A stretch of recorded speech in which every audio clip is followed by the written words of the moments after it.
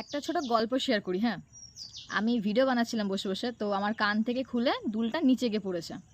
এবার যেখানে আমি বসে ভিডিও বানাই, এই নিচে জল আছে, তার উপরে কিছু কচুরিপানা আছে, সেই কচুরিপানার উপরে পড়েছে। মানে আমি যদি এখন যাই ওই কানের দুলটা খুঁজতে, তাহলে আমার পায়ে নোংরা লাগবে। তো স্নান টান করে এসে এখানে বসেছি, তা আমি ডিসিশন নিলাম আমি কালকে সকালে খুঁজে নেব। কানের দুলের দাম কত? 30 টাকা হতে পারে, 20-30 টাকা মেলা থেকে কিনেছিলাম।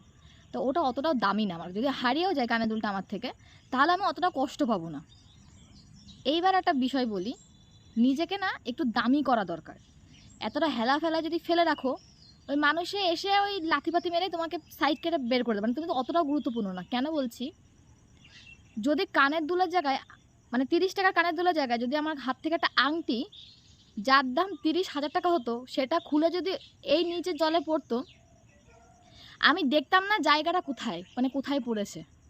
আমি উঠে গিয়ে ওটাকে খুঁজতাম, কারণ ওটার দাম 30,000 টাকা ছিল, আংটিটার দাম।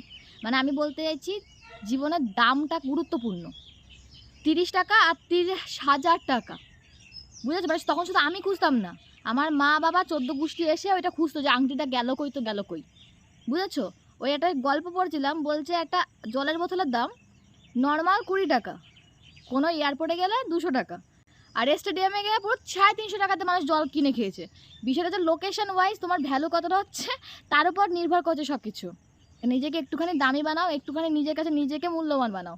সারা দুনিয়া আছে তোমাকে বাঁশ মারার জন্য। এই কথাটাই জাস্ট বলার ছিল। তো কানের দুল হারিয়ে যাওয়ার থেকে ছোটো ছোটো বিষয় আমাদের জীবনে যা হয় না, এটাকে নোটিস করতে হয়, অবজার্ভ করতে হয়।